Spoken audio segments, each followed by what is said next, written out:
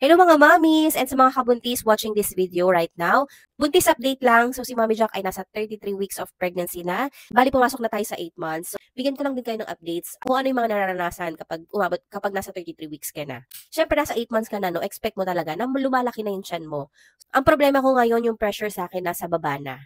Kaya lagi na akong may maternity support. Lagi na akong may ganito. Support yan dito sa puson kasi nga yung pressure niya nandun na sa baba. Parehas ba tayo mga mommies, mga 8 months pregnant ngayon na andun na yung pressure, andun na yung bigat, parang tumutusok-tusok na sila doon. Hindi ko alam kung naghahanap na ba sila ng pwesto or nagde-descend na yung ulo nila. Pero this time at 8 months, since bumababa na nga si baby, medyo nakakahinga ka na ng maayos. Descend or pagbaba na ng ulo ni baby. Kaya nagkakaroon na ng less pressure sa ating diaphragm at nakakahinga na tayo ng maayos. So, ang tawag po doon is lightening. Kasama yan sa ma-experience nyo kapag nasa 8 months na kayo.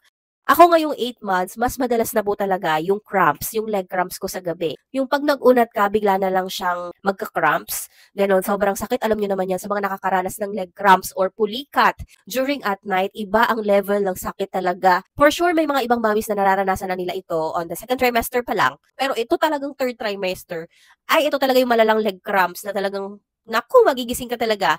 Kailangan mo siyang i-massage, kailangan mo siyang i-dorsiflex, gano'n. Yung paa mo, di ba nakaganyan siya, igaganyan nyo po. Ganyan po yung para mawala yung cramps. Ganyan yung gagawin nyo. Ang tawag po doon is dorsiflex.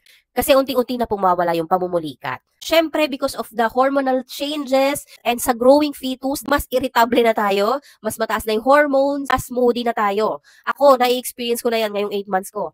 Kasi nung mga second trimester ko pa, medyo mahaba-haba pa pasensya ko sa anak ko. Pero ngayon, Diyos ko po, isang kulit lang niya, naiinis na ako agad. Parang ang sarap ng tirisin. Yun yung napapansin ko sa sarili ko ngayon. Sobrang bilis ko na mairita. And upon research nga daw, because of the growing fetus, sa mga nangyayari sa katawan mo, sa paglaki ng baby mo, or sa hormones, naapektuhan yung mood mo. So sa mga 8 months pregnant ngayon, nararamdaman nyo rin ba yan na talagang ang bilis nyo mainis, ang bilis nyo maasar, yung pasensya nyo sobrang konti lang? Well, it is normal, pero syempre, kailangan natin i-control.